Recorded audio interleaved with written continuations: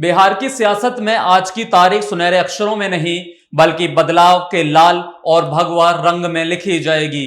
पटना की फिजाओं में आज एक नया नारा है, एक नया नाम है और एक नई शक्ति है, सम्राट चौधरी।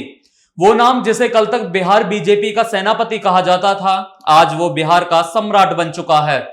लेकिन ये सिर्फ एक मुख्यमंत्री की शपथ नहीं है, ये एक ऐसी प्रतिज्ञा का अंत है जिसने पिछले कई सालों से बिहार की राजनीति को सुलगा रखा था।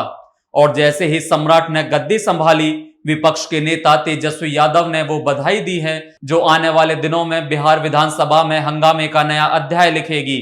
आज हम इस वीडियो में डिकोड करेंगे सम्राट चौधरी के उदय की इनसाइड स्टोरी और तेजस्वी यादव के उस तंज का एक एक शब्द जिसने नए मुख्यमंत्री के सामने चुनौतियों का पहाड़ खड़ा कर दिया है। नमस्कार, मैं हूं राज माहौर, आप देख रहे हैं न्यूज वॉच इंडिया। 2026 का ये साल बिहार बीजेपी के लिए वैसा ही है जैसे 2014 देश के लिए था। दशकों तक नीतीश कुमार के साए में रहकर राजनीति करने वाली बीजेपी आज अपनी शर्तों पर बिहार चलाएगी। सम्राट चौधरी का सीएम बनना यह बताता है कि बीजेपी अब बिहार में बी टीम बनकर रहने को तैयार नहीं है। यह पहली बार है जब भारतीय जनता पार्टी का कोई कार्यकर्ता सीधे मुख्यमंत्री की कुर्सी पर बैठकर बिहार की तकदीर लिखेगा। सम्राट चौधरी की पहचान एक जुझारू नेता की रही है। उनकी वो पगड़ी जो उन्होंने नीतीश कुमार को सत्ता से हटाने के लिए बांधी थी, आज उस प्रतिज्ञा के पूरा होने का प्रतीक बन गई है।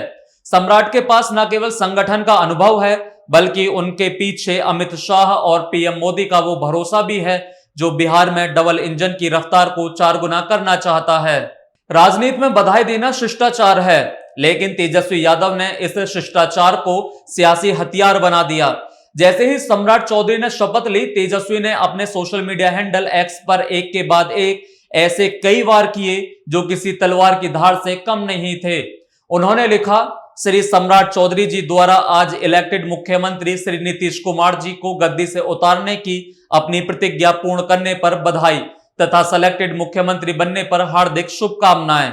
आशा है कि नए माननीय मुख्यमंत्री जी इस कड़वे, अप्रिय और कठोर तथ्य से पूर्ण रूप से अवगत होंगे कि 21 वर्षों के एनडीए शासन उपरांत भी नीति आयोग के अधिकांश मानकों, सतत विकास के सभी सूचकांकों सहित गुणवत्तापूर्ण शिक्षा, बेहतर स्वास्थ्य व्यवस्था, ध्वस्त विधि व्यवस्था, आय निवेश, खर्च खपत, नौकरी रोजगार, गरीबी पलायन, एक समान प्रगति, एक रूप संवर्धी तथा मानव विकास के तमाम संकेतकों में बिहार राष्ट्रीय औसत से अत्यधिक कम और बहुत पीछे है।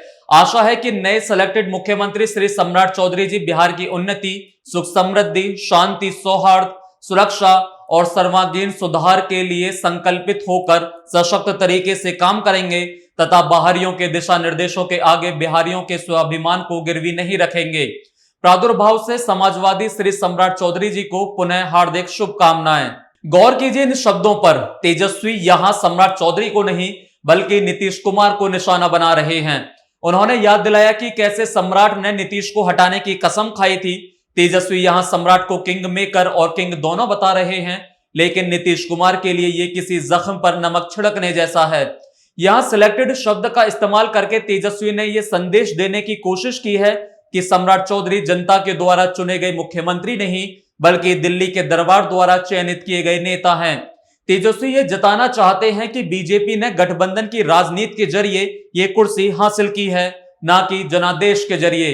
तेजस्वी यादव यहां नहीं रुके, उन्होंने नए मुख्यमंत्री को उस हकीकत से रूबरू कराया जिसे अक्सर सत्ता की चकाचौंध में भुला दिया जाता है। तेजस्वी ने सीधे 21 सालों के एनडीए शासन पर सवाल उठाए। क्या सम्राट चौधरी इन 21 सालों की विरासत को बदल पाएंगे? तेजस्वी का आरोप है कि इतने सालों के शासन के बाद भी अगर बिहार पिछड़ा है तो नए मुख्यमंत्री के पास इसे बदलने के लिए क्या कोई नया विजन है? तेजस्वी यादव ने अपने संदेश के अंत में एक बहुत ही गंभीर बात कही, बाहरियों का दिशा निर्देश। तेजस्वी का इशारा साफ है कि क्या सम्राट चौधरी दिल्ली के इशारों पर चलेंगे? क्या बिहार की फाइलें अब पटना में नहीं दिल्ली में तय होंगी? तेजस्वी ने बिहारियों का स्वाभिमान का कार्ड खेलकर सम्राट चौधरी को घेरने की भी कोशिश की है। उन्होंने सम्राट को उनके समाजवादी बैकग्राउंड की याद दिलाई। सम्राट चौधरी ने अपनी राजनीति की शुरुआत समाजवाद से की थी और तेजस्वी ने उन्हें शुभकामनाओं के साथ ये चेतावनी भी दे दी है कि सत्ता के मोह में बिहार के स्वाभिमान को गिरवी ना रखा जाए। बिहार की राजनीति अब उस दौर में पहुंच गई है जहां युवा बनाम युवा की लड़ाई होगी। एक तरफ मुख्यमंत्री सम्राट चौधरी हैं जिनके पास सत्ता की ताकत है, तो दूसरी तरफ तेजस्वी यादव हैं जिनके पास सड़क पर उतरने वाला जनाधार है। सम्राट चौधरी का सीएम बनना बिहार के लिए एक नए युग की शुरुआत तो है, लेकिन ये युग विकास का होगा या सिर्फ सत्ता के दांव पेच का, ये आने वाला वक्त ही बताएगा। आपको क्या लगता है, क्या सम्राट चौधरी तेजस्वी के इन सवालों का जवाब दे पाएंगे? क्या बिहार में वाकई अब सम्राट युग से विकास की नई लहर आएगी? अपनी राय कमेंट बॉक्स में जरूर लिखें और बिहार की राजनीति की हर बारीक अपडेट के लिए हमारे चैनल को सब्सक्राइब करें।